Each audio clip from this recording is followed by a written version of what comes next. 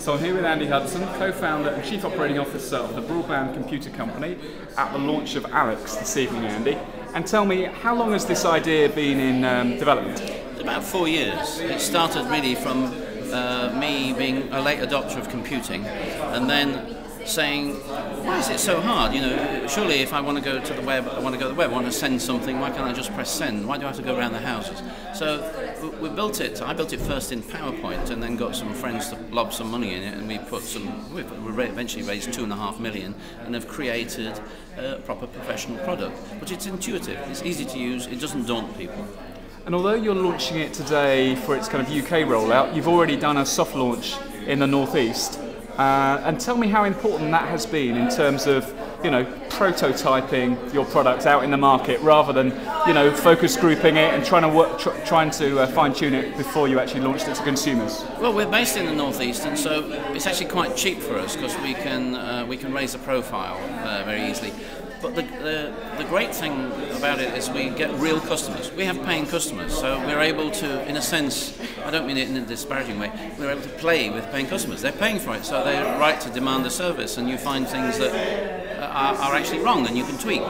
And you find things about the infrastructure that are wrong, which are outside your control, but hey, they've got your number, so they come back onto you. So you have to sort of almost accept a responsibility for other people who are part of your business equation. You know, like BT with their wires and stuff. Yeah, if BT doesn't work, who do they ring? Me. So we have to bring ourselves to look at those issues. Another one, imagine you've told people this is a really simple computer to use, but the first thing you ask them to do is set up a router. I've seen grown men cry trying to set up a router. So we've made it all, if you buy it through us, it all talks to each other. It's pre-configured, to use the jargon, and so it is easy, but that's what we have to do, make it easy and intuitive, because of the many millions of people that are not online, that's at least 10 million, probably 12 million, there's another 6 million that are confused or frustrated who are existing users. They just want to do stuff, they don't want drop-downs and fancy stuff, and so dealing with them is what we've learnt about in our soft launch trial is, yeah, you're quite right. The system's wrong, and so we don't have daunting. We have very few messages that come at the customers, but one of them says, "Whoops, this isn't happening. Try it again. If it isn't, ring this number." Now, those of us who've tried to get through to high-tech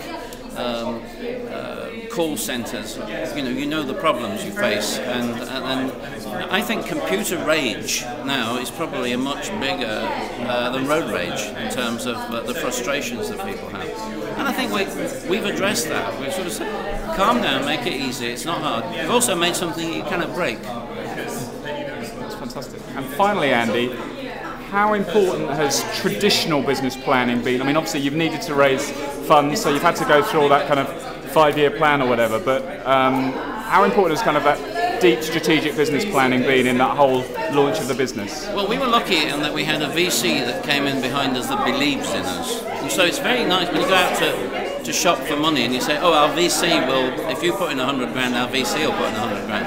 Hey, that's a different game. And also, a number of the principals of the company have put in money, and we still to this day are more privately owned than the VC, and we've all done it. It's all private money. There's no public funds or grants involved with it, you know. And our enthusiasm and commitment, I think, is what actually sells it. There's no sense in going to try and raise money in an apologetic way. Oh, I'm sorry, this might work. Who the hell wants to invest in that? You know. This is the greatest thing. It's going to look at all these people. There's 10 million of them in the UK. There's 500 million of them in the world. That's what people want to hear, because it sounds like out there somewhere is a big, big golden pot. And I think we've got the enthusiasm to sell that.